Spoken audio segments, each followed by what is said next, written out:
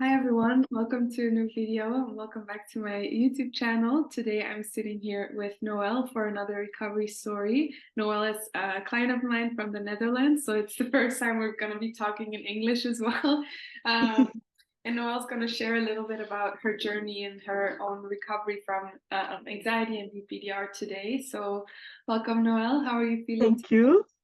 I'm fine today. Today was a chill Sunday, and yeah, I'm feeling fine. I'm feeling steady. today?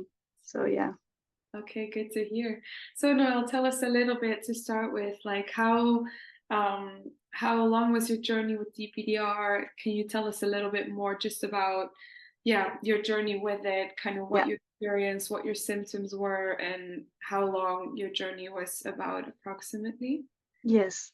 So it started actually 1 year ago. So last September, November. And it started when my gap year started. I was done with my study. I was graduated. I already knew that I didn't want to continuing with that subject. So I had a gap year, and I had no work. I had no study. I didn't prepare it. So I had the only time I was doing was thinking. I was thinking about what do I like? What should I do next? What is my passion? And then like I started overthinking it because I had no other distractions. So I was thinking about what do I like? What should I do next? And then I continued like when I'm 30, would I still like what I would choose? Like it's important what I'm choosing. So I was overthinking my reality, and then I like it turned in like an existential like thinking and fears like why am I doing this, what is the point, why am I even on this planet? So like 24/7 I was thinking about these big questions. And then like first I had maybe one day or maybe an evening that I felt like a movie, like I felt like the derealization's symptoms. And then in November I was on a vacation with my friends, and I was still thinking and thinking and still and with my friends. So like I was doing too much at the same time also. And then one day I woke up and everything felt like a movie. I felt totally derealized, and and yeah, I was still in the foreign country, and I like it felt like there was a window in front of me or something. Like I could hear the people, I could speak and they could hear me, but I didn't felt connected. I didn't felt the warmth. I didn't felt that the situation was happening, or that what happening was happening. And so that is when it started, and I started continuing thinking and thinking and more. And I didn't know what DPDR was. I didn't know the name of it. I didn't know anything about it. So I thought it was a cause of just overthinking. I was like, I'm now having a brain disease because I'm overthinking the whole meaning of life. And then I don't know really how, but I came to the word derealization or something. I saw it on internet or from a friend. I can't really remember. Um, but yeah, for like 2 weeks maybe, or 3 weeks, 2 weeks, I was in a full zone out from reality. My vision was blurry. I felt numb from everything. But then yeah, after 2 weeks, I knew this. I knew the name of it. Um, and then I started YouTubing. Uh, Maybe there was a meditation for it, or maybe there was something for it. So I found from a YouTuber like meditation, like a DPDR meditation, and that actually helped me a lot. Like the relief of, okay, this is something more people have. This is something not to be scared of. But this was just the beginning. Like I was still in the middle of everything. I didn't know anything about it. I also Were went you to, anxious as well? So was it only the yeah, realization or also I anxiety? yeah, I was um I can't really like fully remember the period, but Mhm. I woke up middle in the night. I was also always testing myself, like, am I feeling it now? Oh, if I'm touching my leg, am I feeling my leg? Like, am I, yeah. So I was constantly testing myself. So waking up in the night and like again testing myself. Okay, I'm looking at my phone. Does it feel real? No, it doesn't. Oh my God, like I'm going to die. Everything is going to happen. Um, so but there actually for like being anxious, I felt that there was no really room for being anxious to, because there was already happening too much in my brain, if you know, Yeah. if you can understand. Yeah. Yeah. Actually in the last period when I recovered, I felt there was a part that I was anxious about a lot of things. Maybe because there came more room, because I was more in reality or something. I don't know if you can understand. Yeah, of uh, course, of course. The derealization feels like so wrong that you almost like the anxiety is almost just a normal byproduct of it. You know, you're in such a state of fog and despair, and everything looks so incredibly weird that the anxiety's like maybe less problematic because you're so focused on the derealization symptoms. yeah, yeah. But luckily I wanted solutions, so I started applying for a study. Yeah. Middle in the derealization, I didn't know, like everything was so blurry, but I was like, okay, this is maybe a cause of it, because I don't know what to study and I don't know what to do next, so I have to find a solution for that. So I applied, and I didn't really know if I was behind it or everything, but I knew that it would help me a little. So I applied for it, I got accepted, and then just waiting the year out. Yeah. Um, and then, second of all, I was like, okay, I need something to not be with my thoughts the whole time. So I started applying for a little job in an optic store, and I did that 3 days a week. So that was also a very good help for me to be distracted from life. But still, I had those thoughts and feelings and sensations, but like the good distraction. Yeah. Yeah, that was already for me, that it made it more stable and a Yeah. little bit more livable. Yeah. And what Um, were your derealization symptoms exactly? Because it's a bit different for everyone, and sometimes it helps people just to know yeah, what we're experiencing if there's something they can relate to. yeah. So I had the derealization symptoms, but also very strong depersonalization symptoms. First, yeah, like I said, I felt the window feeling. That was a very strong thing. I felt movie. I was eating with my parents, and I couldn't be there.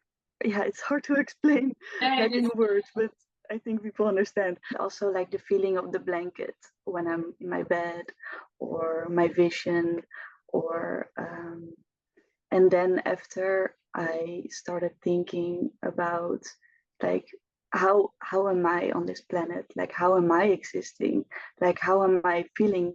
Like my senses, like I was touching my hands, I couldn't understand that I was feeling this. Also very strong, the feeling that I was stoned.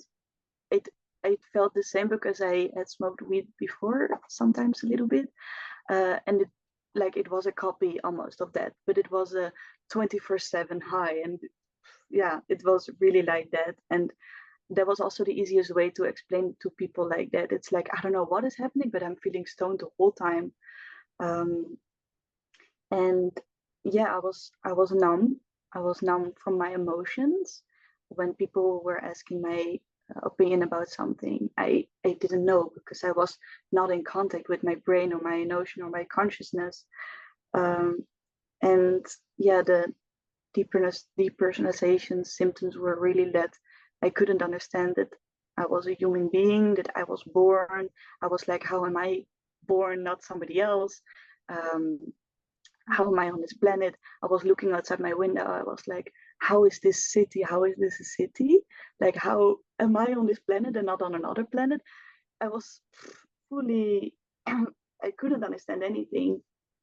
Yeah. Uh, and I was afraid of not the understanding, because I was like, if I don't understand this, something bad will happen.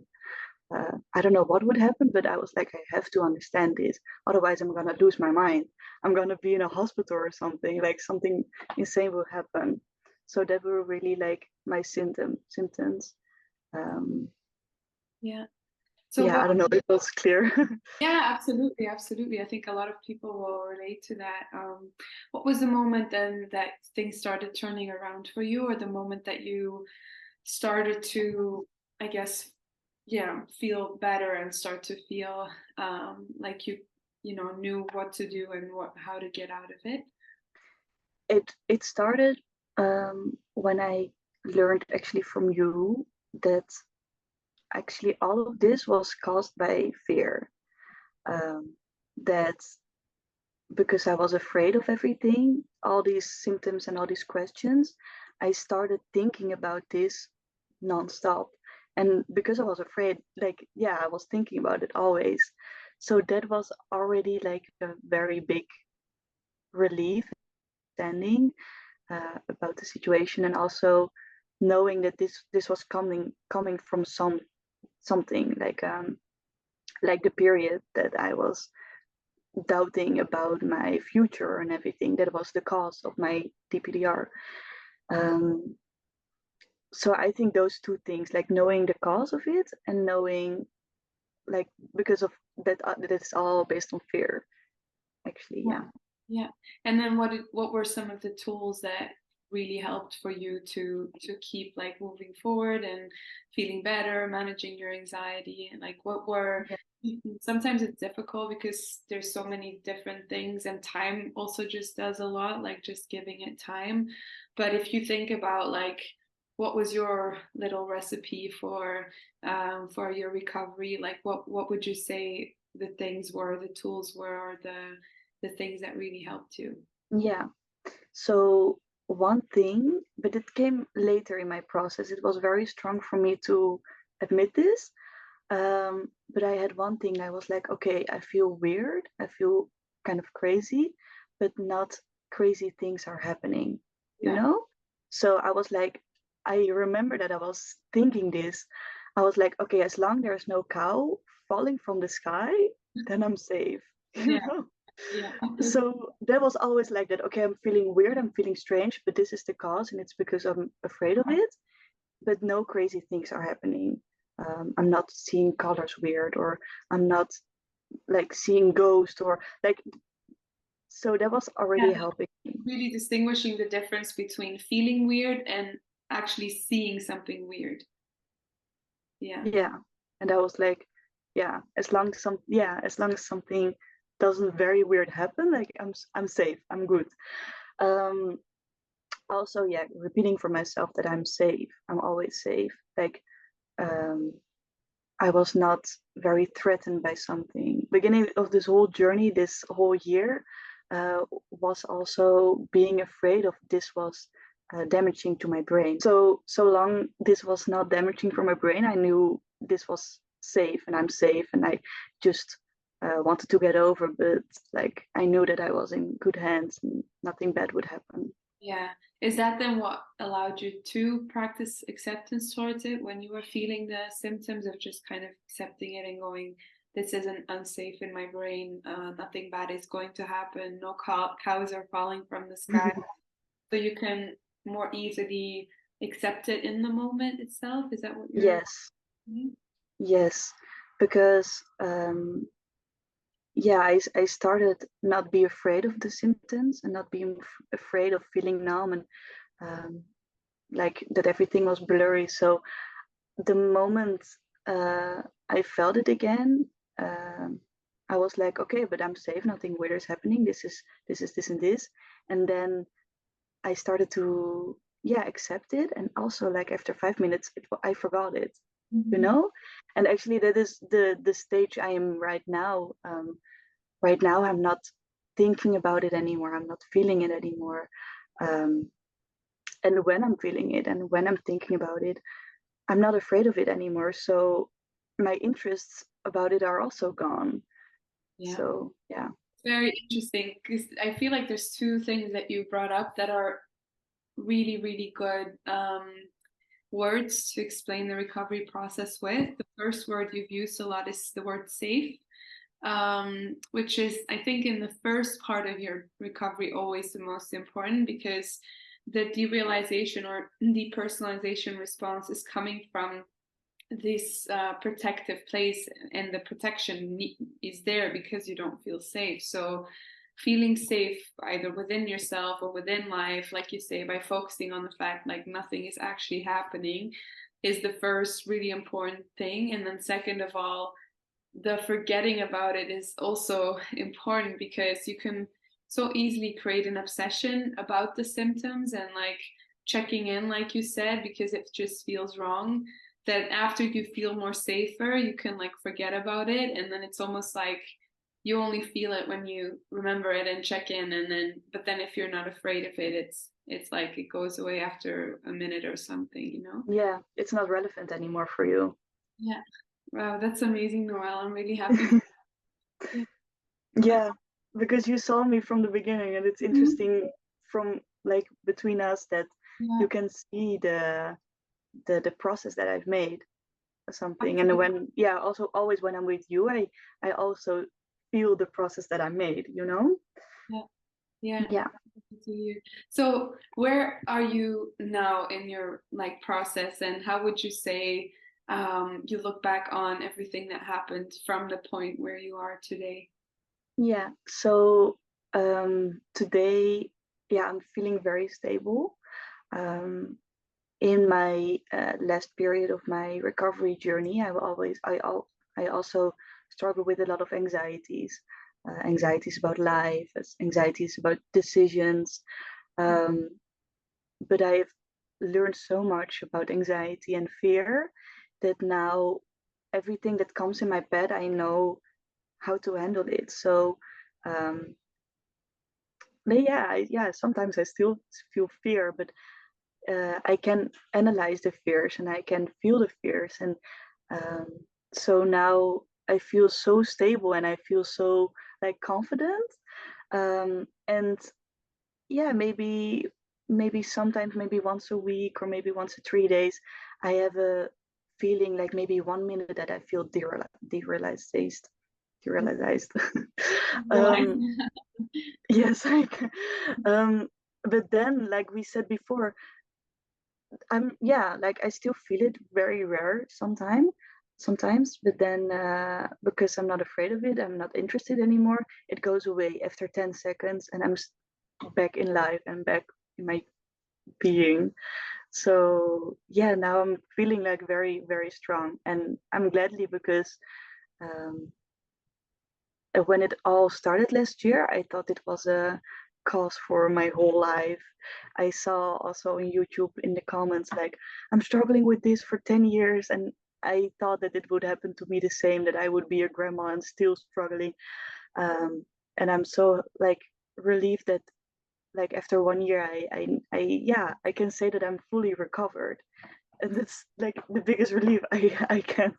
Yeah, it's so good to feel like that. And looking back on the whole year, like sometimes people can look back and see why it had to happen to them or how it was a good thing, or is that how you look at it at all, or do you have a different like view on it, like looking back now? Um, I can say that it was like the hardest period of my life. It was like surviving through the day, being afraid to be alive, like waiting for the day that it would be over. So it threw me in like a very deep, dark place. But also, I'm very happy that that happened because now I know how to climb out from that. And yeah, I'm like I'm happy that this happened, because if this didn't happen, I was still this insecure girl that didn't know how to handle their feelings, didn't know how to like um didn't know how to handle my feelings and didn't know how to face my fears. um so now, yeah, now I'm happy that it happened, but at the moment I was like Oh not yeah. happy about it. Yeah. And it's beautiful for me as well to witness because apart from your recovery, I think that you as a person also really grew a lot. If I think about our first intake session, you were a lot like more insecure and you weren't so sure of yourself, and now you're doing this whole new thing in school, and you're doing great, and you were like, you look amazing and you're radiating, and it's amazing for me to see as well. So I think that's, yeah, something that might not have happened if you had not gone through this. You might still feel really insecure about, you know, your emotions or yourself. And it's beautiful also to keep that trajectory going and to keep on growing towards the most happy person that you Yeah. And also it lured me, like, because back then I didn't know how to be in the here and in the now. And this whole recovery journey, I practiced that too much, being here and being now, and like appreciating what was happening right now. And I think also in a stage of my life right now, it's very important to learn, because in your 20s, you are so used to think about your future, and everybody is like expecting that from you. But it, like, also this whole journey helped me, learned me a lot about being here and now, and being like seeing what is happening. And for example, now I'm learning, and I'm not thinking, okay, in the future I have a job in this subject, but now I'm learning, and this is also a very interesting process. just enjoying the process rather than focusing on that end result or the goal at the end of it. Yes.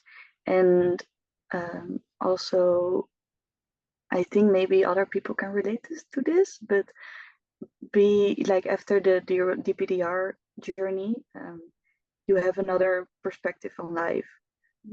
You don't take life as serious anymore, or like that. And also like that kind of helps or something. Yeah. Once it's like the whole zoom in versus zoom out thing, right? If you're stressing about the little things in life, sometimes you're so zoomed in to that little thing that you have to zoom out a little bit and get some helicopter perspective. But then the derealization or the DPDR is such a zoomed out that it's like you feel so disconnected. And then afterwards, you can get in this middle ground where you feel back in life, but at the same time, you also don't, you have this different outlook on it, which can help you, like you say. A final question I have for you is, for the people that are watching right now that are maybe in various stages of their recovery journey, what is like the final tip that you would give them, or like what you would tell them right now if they were watching, in terms of like what you advise them the most to start with, or to to focus on? What are your tips for the people that are watching? So I have like 3 tips. Okay. First of all is try to continue living, just living your normal life. Try to keep going to work while you can, of course. Try to stay, like, keep meeting people, like try to keep your life as normal as it was. Because when you stop doing everything, you're thinking about this, like it will be a bigger thing of your life. So that is my first tip, to just continuing your normal living.